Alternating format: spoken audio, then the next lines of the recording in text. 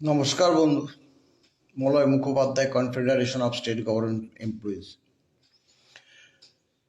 দেখুন, কর্মরত সরকারি কর্মচারী এবং অবসরপ্রাপ্ত সরকারি কর্মচারী, বিশেষ করে অবসরপ্রাপ্ত কর্মচারী যারা, তাদের প্রশ্নটা সর্বাধিক।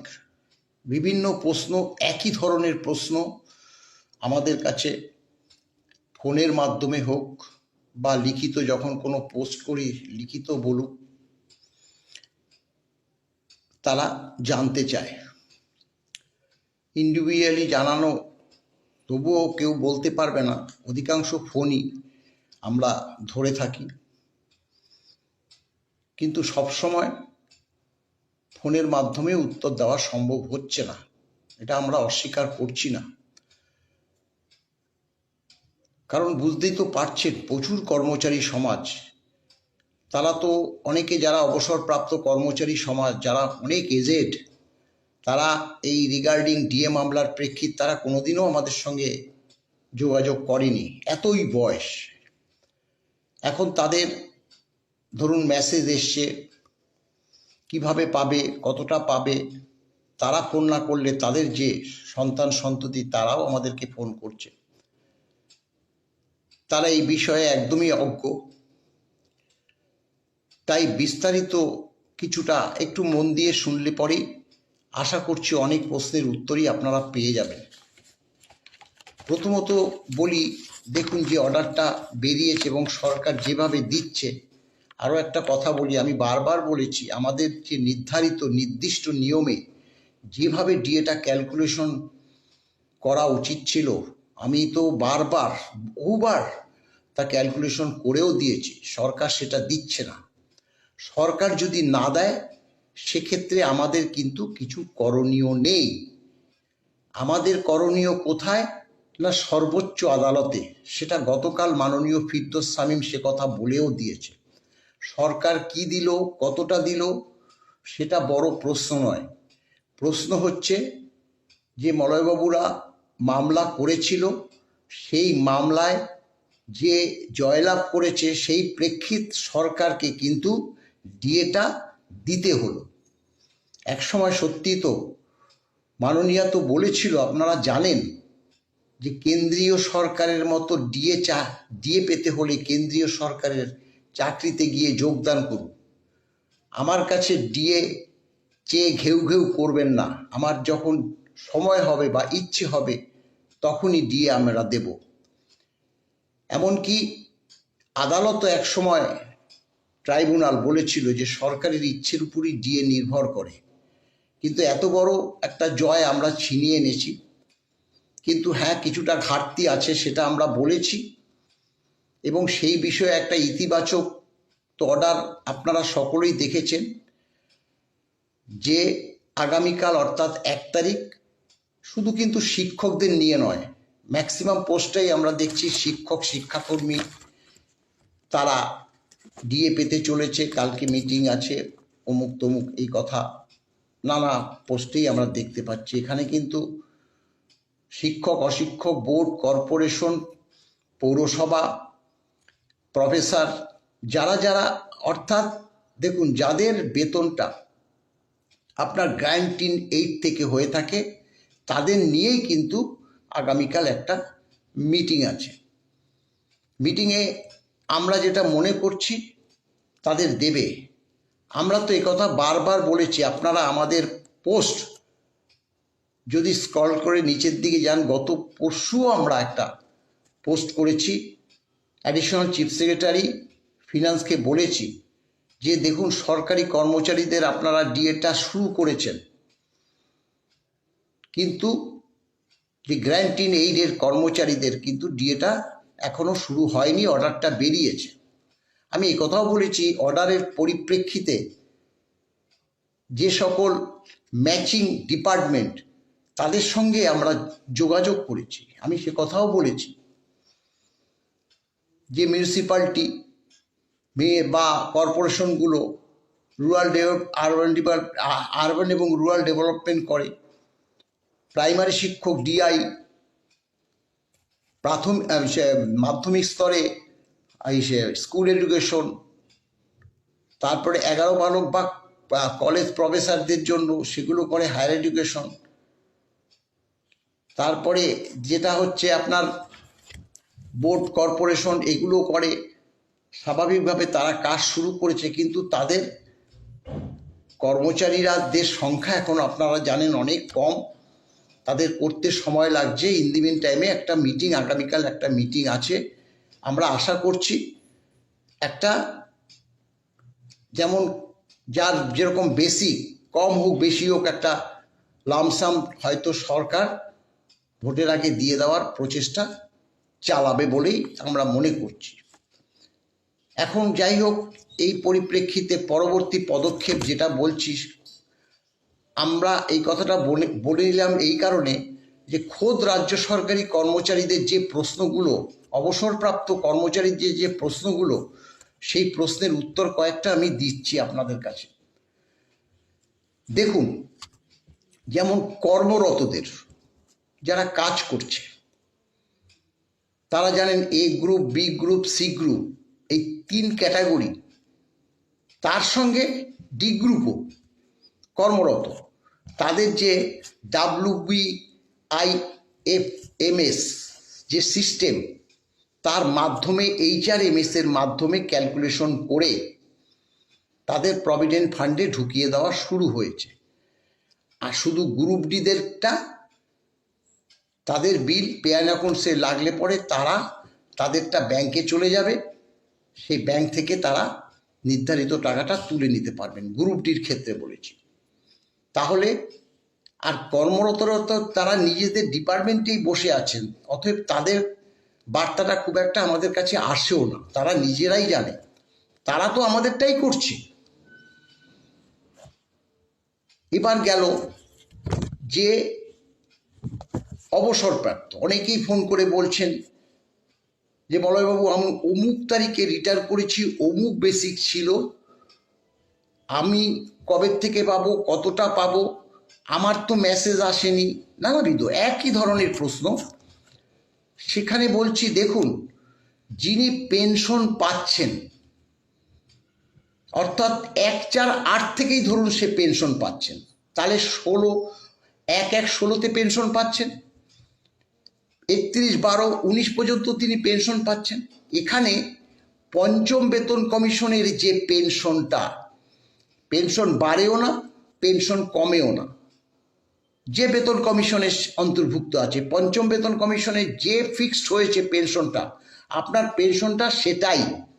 আপনি যদি কমিট করেন, কমিট তো সবাই করে, এখানে কমিটের কোনো প্রশ্ন নেই, কারণ ডিআরটা মানে যতটা কমিট করেছেন সেটা আবার প্লাস হয়ে ডিএটা বা ডিআরটা ক্যালকুলেশন হয়। অতএব আপনারা কমিটেশনের কথাটা কোনো কিছু বলবেন না যে আমি এত 40% কমিট করেছি, 30% কমিট করেছি, এই কমিটেশনটা আসবে না। তাহলে কি হলো? তাহলে হচ্ছে আপনার 1/1/16 যে বেসিকটা ছিল, এবং এই যে পঞ্চম বেতন কমিশনে যে ডিএটা পাচ্ছি, কম পাচ্ছি বেশি পাচ্ছি সেটা নিয়ে আমি কিন্তু প্রশ্ন যাচ্ছি না, যে ডিএটা হবে সেটা ক্যালকুলেশন হবে কত পর্যন্ত হবে, একদম 31/12/2019 পর্যন্ত। সেটা করবে দুটো ক্ষেত্রে, একটা হচ্ছে পে অ্যান্ড অ্যাকাউন্টস ম্যান্ডেট দিয়ে দেয় যাদের ব্যাংক থেকে হয়, যে ব্যাংক থেকে হয় তাদের হেড অফিসে পেনশন সেলে এই যে ডিএটা বেড়েছে আর কি পেনশনের উপর, সেই ব্যাংকের পেনশন সেলের হেড অফিসের সেখানে নির্দেশ দেওয়া আছে তার ব্রাঞ্চে ঢুকে যাবে। এখন ঢুকছে না, অনেকেই প্রশ্ন করছেন, ঢুকবে না, সেই ব্যাংকে ঢুকবে, যার ব্যাংকে ঢুকবে 2 তারিখে ঢুকবে।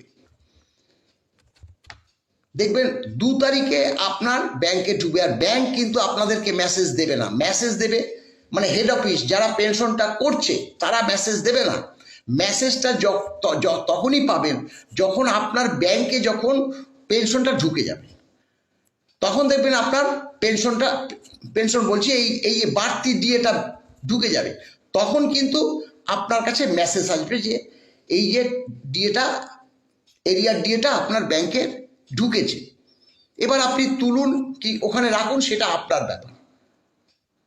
আর ট্রেজারি অ্যাক্ট করে, ট্রেজারিও ঠিক সেইভাবে তারা কিন্তু কর্মচারীদের মেসেজ দিয়ে দিয়েছে, যার জন্য অনেকে বলেছে ময়বাবু আমার তো মেসেজ এসছে ট্রেজারি থেকে, কিন্তু টাকা তো ঢুকবে না। আপনারা তো জানেন, আপনারা তো কাজ করেছেন যে মার্চ মাসটা ইয়ার এন্ডেড, ওখানে ওই সময় ওই মার্চ মাসে আমাদের কোনোদিনও বেতন হয় না, এপ্রিল মাসের 2 তারিখে বেতনটা আমাদের হতো। সেক্ষেত্রে আপনাদের টাকাটাও আপনাদের স্ব ব্যাংকে 2 তারিখে চলে আসবে, 2 তারিখে ব্যাংকে অবশ্যই আসবে। তাহলে আমি নিশ্চয়ই বুঝাতে পারলাম যারা ব্যাংক মারত, মানে এজি থেকে কিছু হয় না, প্যান অ্যাকাউন্টস ম্যান্ডেট দেওয়া আছে যে প্রত্যেকটা ব্যাংকে যারা মানে পেনশন অ্যাকাউন্ট আছে যে সকল ব্যাংকের, তাদের যে হেড অফিসের পেনশন সেল এই কাজগুলো করে, তারাই ঠিক ট্রেজারির মতো কাজটা করে, কিন্তু তারা করে কিন্তু ব্যাংকে পাঠিয়ে দেয়, স্ব ব্যাংকে পাঠিয়ে দেয়, তারা কিন্তু মেসেজটা দেয় না। অতএব তাই আপনারা মেসেজ পাচ্ছেন না। কিন্তু 2 তারিখে দেখবেন যারা ব্যাংক থেকে পেনশন দেন তাদের কিন্তু মেসেজ চলে এসছে। নিশ্চয়ই আমি বুঝাতে পারলাম। এবার অনেকে প্রশ্ন করছেন, আমার বাবা কাজ করত, বাবা মা মারা গেছে, মা কাজ করছে। দেখুন, বাবা যতদিন কাজ করেছে, যদি এই পিরিয়ডের মধ্যে পড়ে, ইন সার্ভিস হোক বা পেনশন, তিনি বকেয়াটা পাবে। যিনি ফ্যামিলি পেনশন, তিনিও যদি 16 সালে তার যদি চাকরি থাকে, চাকরি করতে থাকে, চাকরি অবস্থায় সে পেনশনটা ক্যালকুলেশন হবে। রিটায়ার করে গেল, সেই মুহূর্তে পেনশনটা ক্যালকুলেশন হবে। আমি একটা উদাহরণ দিচ্ছি, তাহলে বুঝতে পারবেন।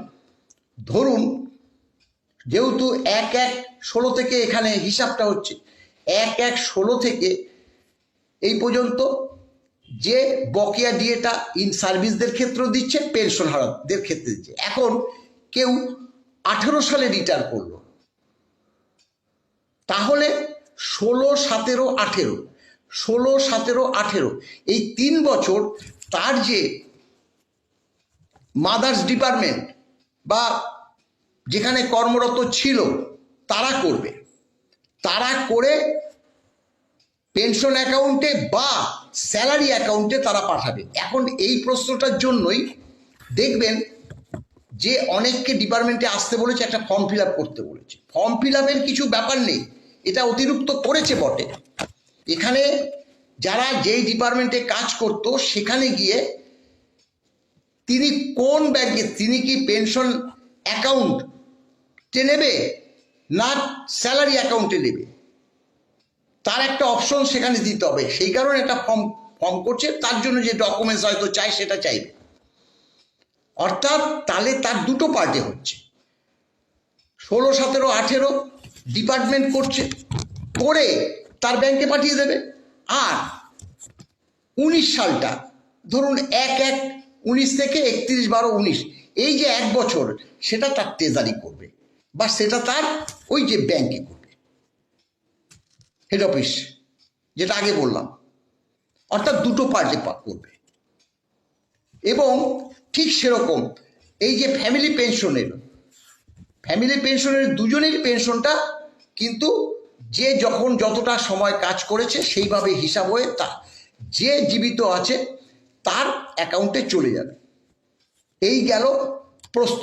এইবার দেখুন, এই SMS এসেছে, টাকা ঢোকেনি, সেটা তো আমি বলে দিলাম যে আমার তো SMS এসেছে, টাকা তো ঢোকেনি।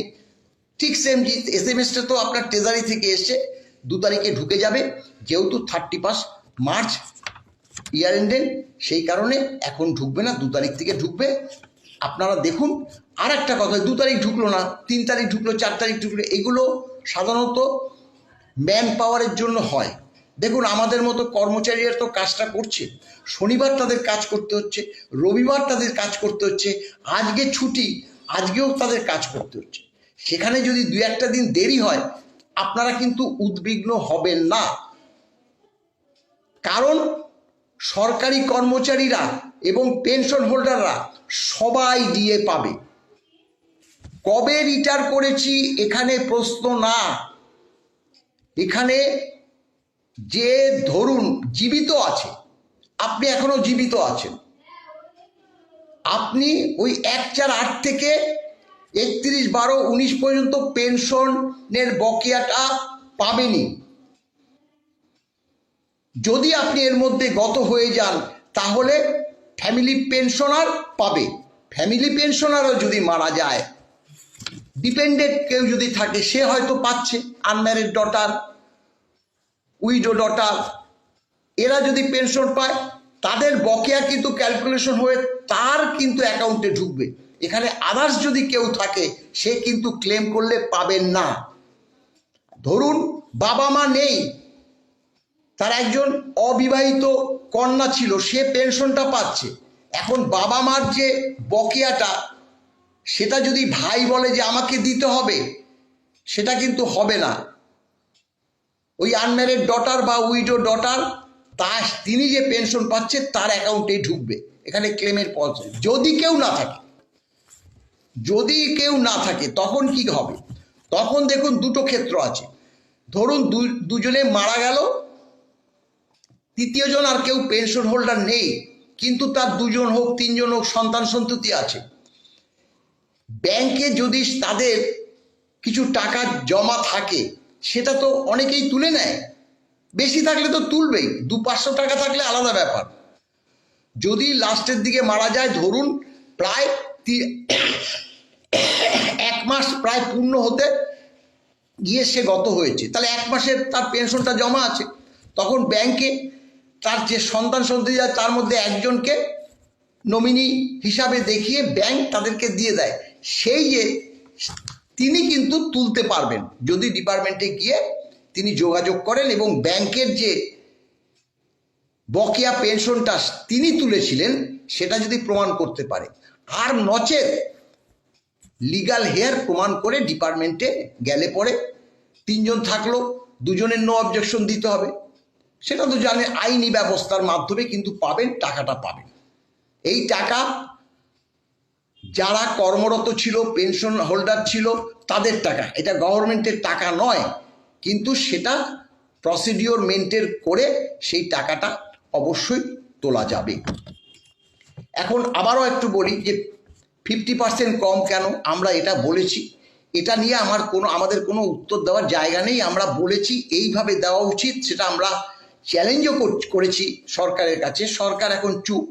আমরা এও বলেছি সরকারকে তো ধরুন সর্বক্ষেত্রে তো সরকারকে গালাগালি দিয়ে অনেক সময় অনেক কাজ উদ্ধার করা যায় না, কিছুটা কিন্তু শান্ত পদ্ধতিতেও তাদেরকে, এখন যদি ধরুন সরকার যে ধরনের সরকার চলছে, কিন্তু বলছি তো তার ইচ্ছার উপরই সরকার চলে। যদি এই যে মানে সরকারি কর্মচারী বা পেনশন হোল্ডারদের যদি ডিএটা না দিত, 15 তারিখ মামলাটা আছে, তার আগে মামলাটা আমরা উঠাবার চেষ্টা করেছিলাম, ওঠেনি।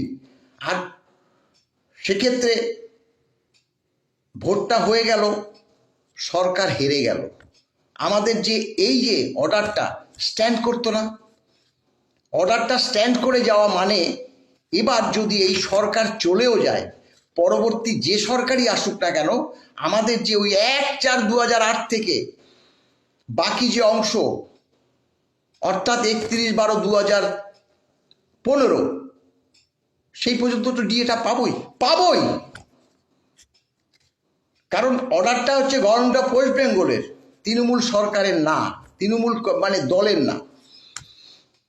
তাই দেখুন এখন এই যে কালকে একটা মিটিং আছে, ভাইটাল মিটিং মনে হচ্ছে, আমরা মনে করছি, আমরা সরকারের কাছে অনুরোধও করেছি যে আমরা সবার জন্য লড়াই করেছি, আইনি লড়াই,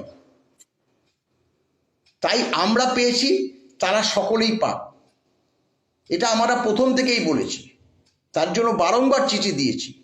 কালকের যে আপনার মিটিংটা, সেই মিটিংটা যাতে একদম কর্মচারী অর্থাৎ এই যে গ্র্যান্টিন এইডের কর্মচারীদের পক্ষে থাকে, সেটাই আশা করব। এবং একটা ম্যান্ডেট সরকার দেবে যে এপ্রিল মাসের হোক বা মে মাসে হোক বা